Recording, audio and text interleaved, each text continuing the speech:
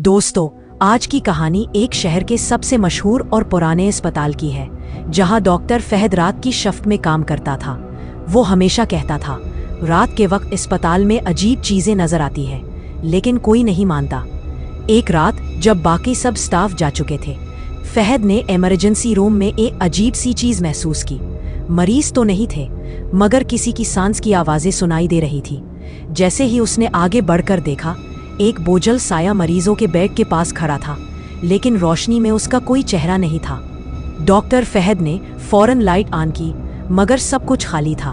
वो समझ गया कि ये कोई आम हेलुसिनेशन नहीं। जैसे ही वो वापस अपने ऑफिस की तरफ बढ़ा, एक पुरानी डायरी जमीन पर गिरी। उसमें खून से लिखा हुआ था, जो भी रात को यहाँ अकेला रहेगा, वो हमारे राज का हिस्सा बन जाएगा। डॉक्टर फहद ने दरवाजा बंद किया, लेकिन अचानक इमरजेंसी अलार्म बजने लगा।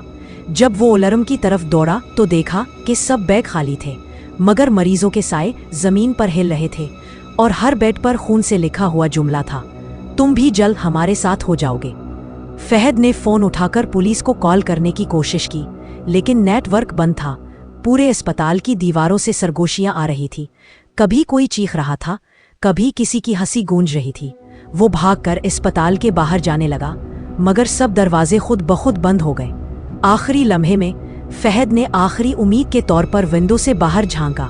उसने देखा कि अस्पताल का साया एक जिंदा वजूद की तरह हरकत कर रहा है और सब मरीजों के साए उसकी तरफ बढ़ रहे थे। वीडियो में सिर्फ एक खाली अस्पताल की राह और खून के धब्बे नजर आए, और आखिर में दीवार पर चमका, डॉक्टर की आखिरी राह,